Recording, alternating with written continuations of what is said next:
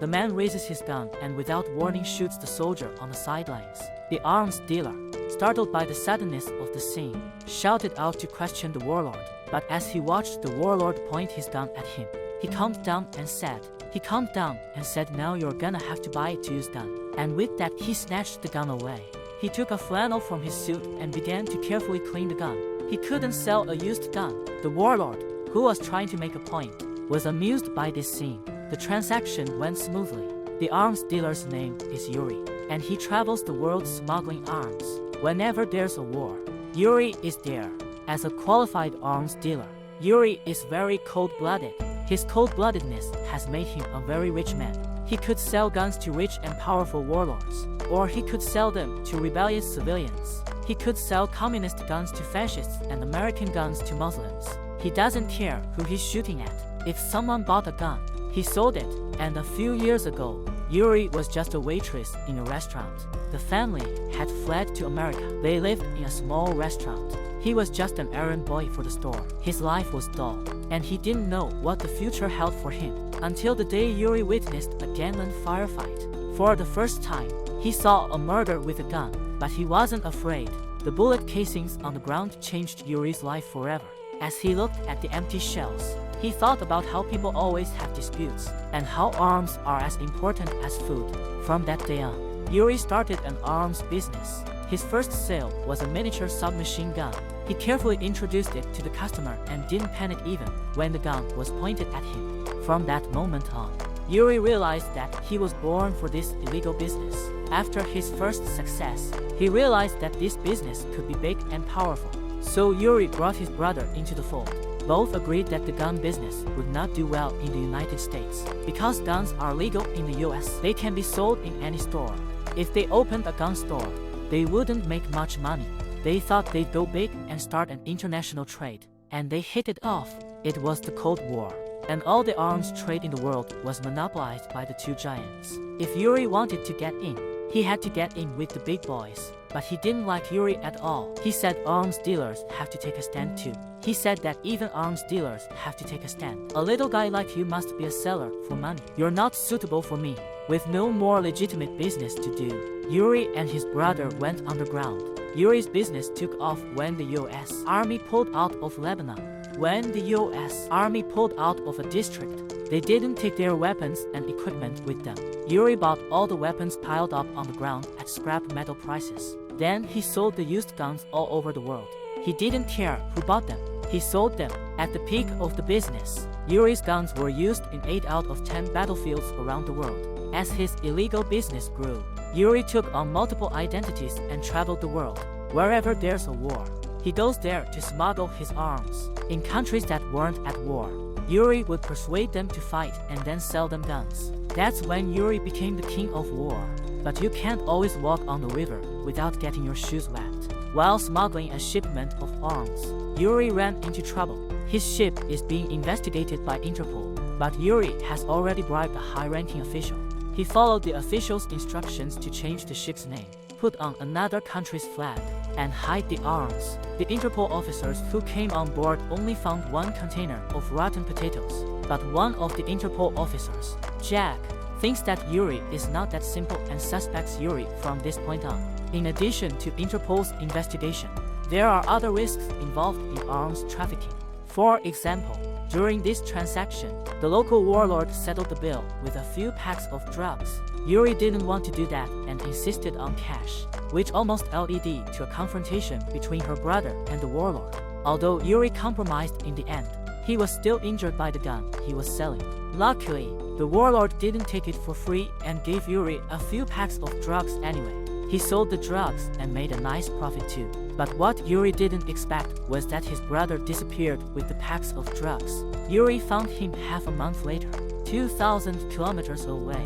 By this time, her brother was already addicted to drugs and Yuri had to send him to rehab.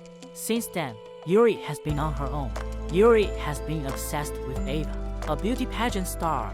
Since he was a child, he paid for a fake event to trick Ava into taking pictures and creating a chance encounter. When he heard that Ava was in a hurry to go back to the US, he immediately said he had a private jet and could take her back. In fact, he rented the plane. including the high-class suits. The purpose was to create an image of a suave tycoon. He did succeed and got Ava in no time. But this operation not only wiped out his savings from arms sales, he also took on a huge mortgage to maintain his extravagant lifestyle.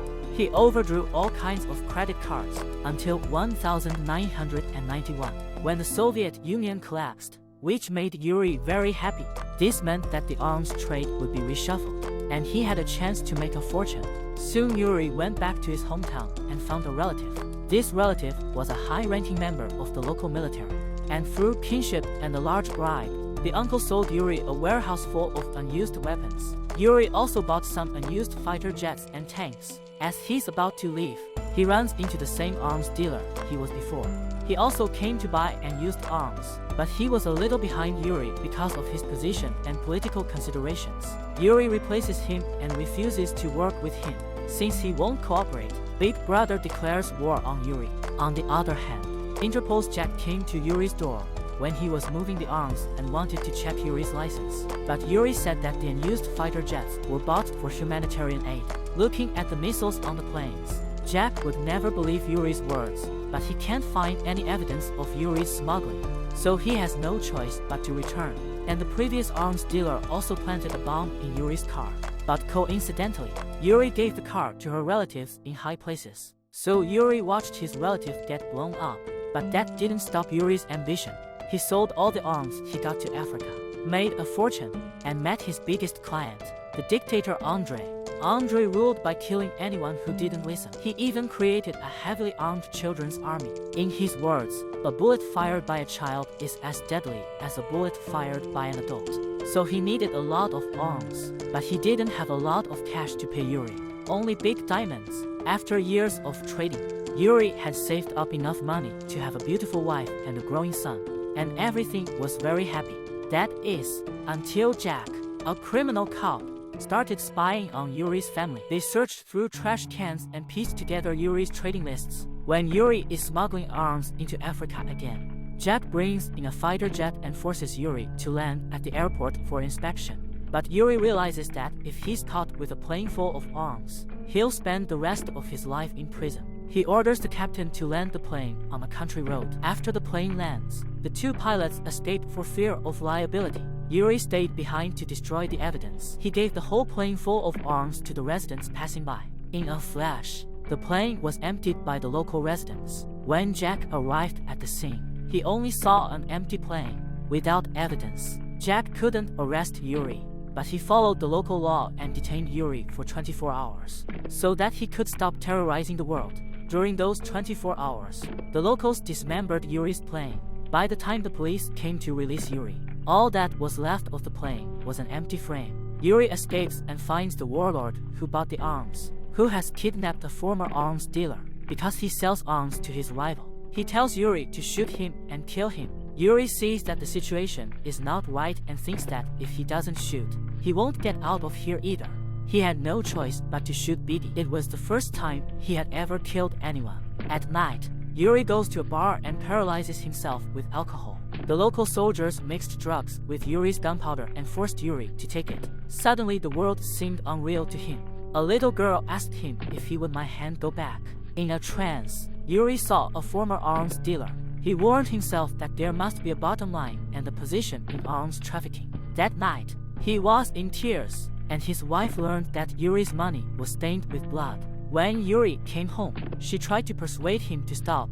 Faced with his conscience and his family's persuasion, Yuri decided to quit. Yuri decided to quit and start a serious business, which made Interpol, who had been watching him, think he was faking. But Yuri did change himself from the bottom of his heart. But Yuri realizes that the profits from legitimate business are too low. And even after half a year's hard work, he doesn't make as much as he did on a trip to Africa.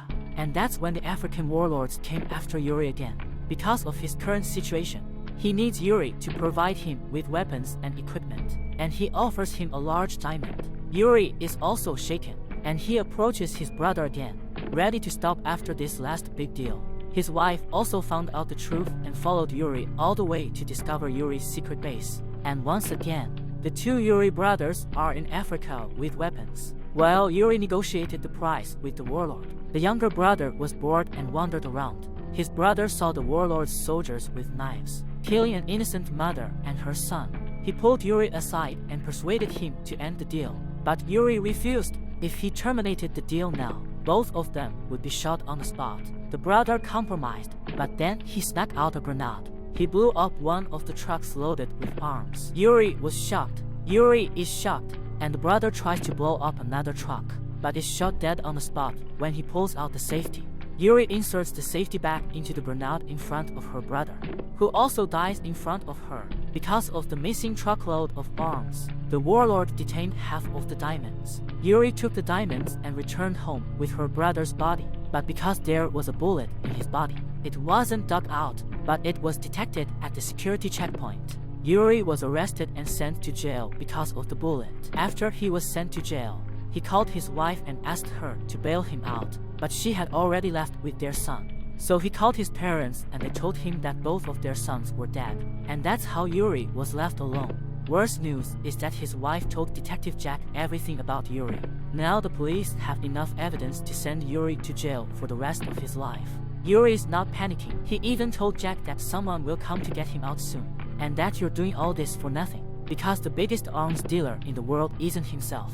It's the government. They're arms dealers. They're just tools for the politicians. They need people like Yuri to do their dirty work. And like he said, Yuri was soon released, and after his release, he went back to doing what he does best. All he had to do now was think about the fact that, on average, 1 out of every 12 people in the world has a gun.